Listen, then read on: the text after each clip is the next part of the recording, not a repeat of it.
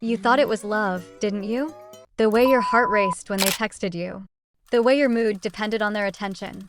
The way you couldn't stop thinking about them, even when they hurt you.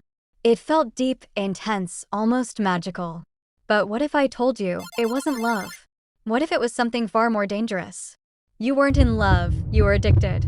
Addiction doesn't always look like substances. Sometimes it looks like a person. Someone who gives you just enough to keep you hooked. A little attention, then distance. A little love, then confusion. Your brain starts craving those small moments. You begin chasing the highs they give you. And suddenly, you can't function without them. Love feels safe, steady, and peaceful. Addiction feels anxious, obsessive, and unstable. Love doesn't make you question your worth every day. Addiction thrives on uncertainty and emotional chaos. You keep asking yourself, why am I not enough? Instead of realizing you were always enough. It wasn't love that kept you there. It was the fear of losing the feeling. They didn't give you consistency. They gave you unpredictability. And that's exactly what made it addictive. Because your brain got used to the chase. Waiting for replies. Overthinking every word. Feeling high when they showed attention again. This cycle rewired your emotions. You stopped seeking peace and started craving chaos. You ignored the red flags. Not because you're weak, but because you were hooked. You justified their behavior. Made excuses for their absence. Hoped they would change one day.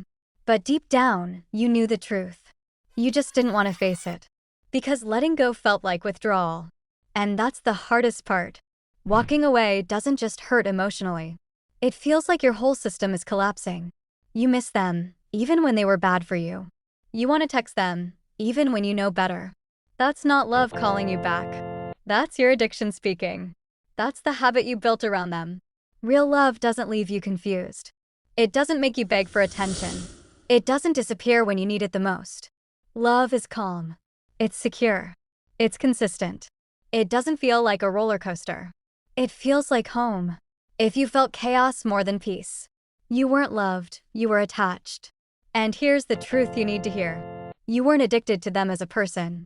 You were addicted to how they made you feel. The validation, the hope, the fantasy. You built a version of them in your mind. One that felt perfect and irreplaceable. But that version never truly existed. You were holding onto an illusion. Healing starts when you accept this. When you stop romanticizing the pain. When you see the pattern for what it is. Not love, but emotional dependency.